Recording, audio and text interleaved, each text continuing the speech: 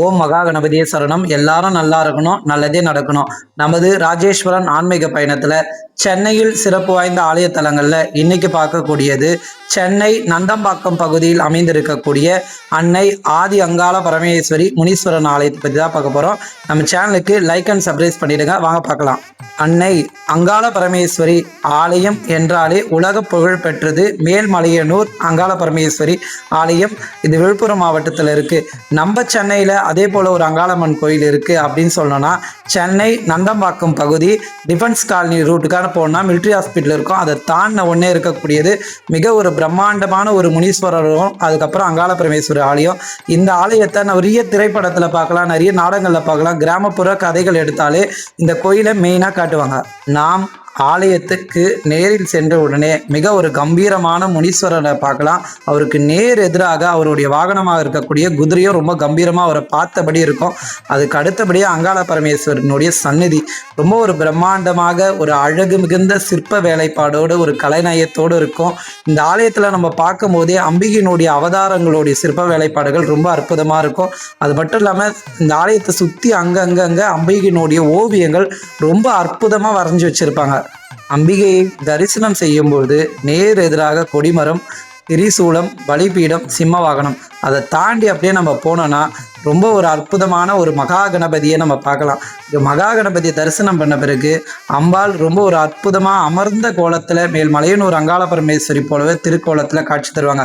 அதுக்கு அடுத்த சந்நிதியில் மகா காளியாக எப்படி மேல்மலையனூரில் மயான காளி தனி சந்நிதியாக கொண்டு இருப்பாங்க மயானத்தில், அதுபோல் இங்கே இருக்கக்கூடிய தாய் மகா காளியாக 8 திருக்கரங்களோடு நின்ற கோலத்தில் ரொம்ப அற்புதமாக காட்சி தருவாங்க. நம்ம எந்த வேண்டுதல் வைத்தாலும் சரி, நம்ம வீட்டில் என்ன ஒரு மனக்குறை இருந்தாலும் சரி, வாழ்க்கையில் என்ன ஒரு பிரச்சனை இருந்தாலும் சரி, நம்மளுக்கு தெரியாதவங்க இல்லை நம்மளை பிடிக்காதவங்க பில்லி சூனியம் ஏவல் மந்திரம் இது போல் தவறான விஷயங்கள் நம்மளுக்கு செய்து வைத்திருந்தாலும் செய்வன கோளாறுகள் இருந்தாலும் சரி, இந்த ஆலயத்துக்கு தொடர்ந்து அமாவாசை அன்னைக்கு வந்து அம்மாவை மனமுருக வேண்டி இந்த இரட்டில் நைட்டு தங்கக்கூடிய விஷயமும் இருக்கு. இங்கே நிறைய பேர் அமாவாசை அன்னைக்கு இரவு தங்குறாங்க. அம்பாளுடைய அனுகிரகத்தினால அவர்கள் உடல் பிணி நோயெல்லாம் இந்த முனீஸ்வரை எதிர்க்கக்கூட கயிறு கட்டிக்கிறாங்க, எலுமிச்சை பழம் சுற்றி போடுறாங்க, பல்வேறு நோய் தீர்றதாகவும். அது மட்டும் இல்லாமல் அவங்க வாழ்க்கையில எதிர்பாராத விதமாக நம்ம ஒரு வியாபாரம் பண்ணுவோம், ஒரு தொழில் பண்ணுவோம், அதில் வரக்கூடிய நஷ்டங்கள்லாம் கூட நம்மளுக்கே தெரியாது, யாரோ நம்மளுக்கு செஞ்சு வச்சிருப்பாங்க கெட்டது.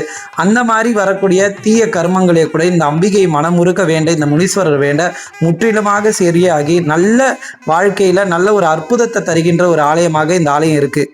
அது மட்டும் அல்லாமல் இந்த ஆலயத்தில் அம்பாளை நினச்சி திருமாங்கல்யம் இந்த கோயிலோடைய வேப்ப மரத்தில் கட்டினாலும் சரி, தொட்டில் கட்டினாலும் சரி, அம்பாள் இடத்துல வீடு கட்டணும்னு நினச்சாலும் சரி, கண்டிப்பாக அந்த அம்மா அந்த நல்ல காரியத்தை அவங்களே பக்கபலமாக நின்று நடத்தி தராங்க. இதுக்கு நிறைய பேர் நீங்கள் இங்கே அமாவாசை அன்னைக்கு வந்து பார்த்தீங்கன்னா, நான் இந்த வேண்டுதல் வச்சேன், நான் இந்த அம்மாவாண்ட இதை வேண்டினேன், எனக்கு நல்லபடியாக இது நடந்தது அப்படின்னு சொல்கிறத நிறைய பேர் பார்க்கலாம் இந்த இடத்துல. அப்படி ஒரு அற்புதம் வாய்ந்த ஒரு கோயில் தான் நம்ம சென்னையில் இருக்குது. மறக்காமல் நம்ம எல்லாருமே இந்த அம்பாளை போய் தரிசனம் செய்யணும். அது மட்டும் இல்லாமல் அன்னை அங்காள பரமேஸ்வரி அப்படின்னு சொன்னாலே சிம்ம வாகனத்தில் ரொம்ப ஒரு கம்பீரமாக அமர்ந்த கோலத்தில் பெரியாண்டவர் சமேத அங்காள பரமேஸ்வரியாக காட்சி தருவாங்க. அது மட்டும் இல்லாமல் மயான காளியாக, மகா காளியாக, துர்க்கையாக, அன்னையினுடைய மற்றொரு வடிவம் தான் நாகாத்தம்மனுடைய சுரூபம். அம்மா 70 அடி புத்துல 60 அடி நாகமாக வாழ்றதா இன்றைக்கும் மலையனூரில் சொல்லுவாங்க. அதே போல் இந்த இடத்துலையும் பார்த்தீங்கன்னா கருவறையில் இருக்கக்கூடிய அங்காள பரமேஸ்வரி அம்பிகை சன்னதிக்கு அப்படியே பின்புறத்தில் இருக்கக்கூடியது தான் நாகாத்தம்மன் சன்னதி. இங்கே இருக்கக்கூடிய ரொம்ப ஒரு பிரம்மாண்டமான ஒரு நாகாத்தம்மனுடைய சொரூபம்.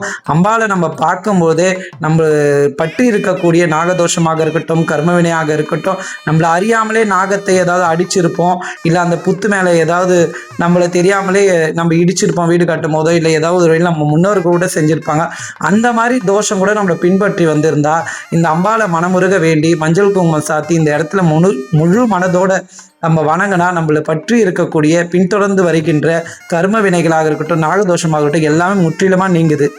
அடுத்த சந்நிதியில் பார்க்கும்போது வள்ளி தேவ சேனாதிபதியாக சுப்பிரமணிய சுவாமி முருகப்பெருமாள் அருள்காட்சி தராரு. அவர் சுற்றி அவர் வரும்பொழுதே பார்த்தோன்னா 6 படை முருகப்பெருமாளுடைய அற்புதமான திருக்கோலத்தை நம்ம பார்க்கலாம். ஒரே இடத்துல 6 படை முருகனையும் தரிசனம் செய்த பலனும் நம்மளுக்கு கிடைக்குது.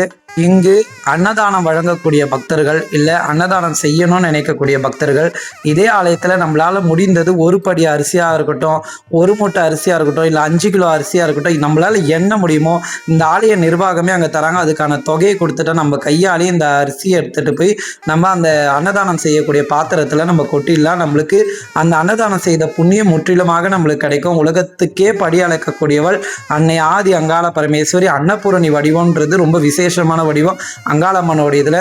ஏன்னா சிவபெருமானே பிச்சாண்டேஸ்வரராக இருக்கும்போது அம்மா காசியில் அன்னம் அளித்தாங்க. அதனால தான் அன்னபூரணி அவதாரமே அந்த அம்மா எடுத்தாங்க. அத்தனை சிறப்பு மிக்கவள் அந்த அங்காள பரமேஸ்வரி. நம்ம வாய்ப்பு கிடைக்கக்கூடியவங்க சென்னையில் இருக்கக்கூடிய மக்கள் ஒரு முறையாவது இந்த அங்காள பரமேஸ்வரியை தரிசனம் செய்து வாழ்க்கையில் எல்லா வகையான நலமும் பெற வேண்டுகிறோம். இதே போல மற்றும் ஒரு ஆலயத்திலிருந்து நான் உங்களை சந்திக்கும் வரை உங்களிடம் இருந்து விடைபெறுவது உங்கள் பிரதீப் ராஜேஸ்வரன். நன்றி, வணக்கம்.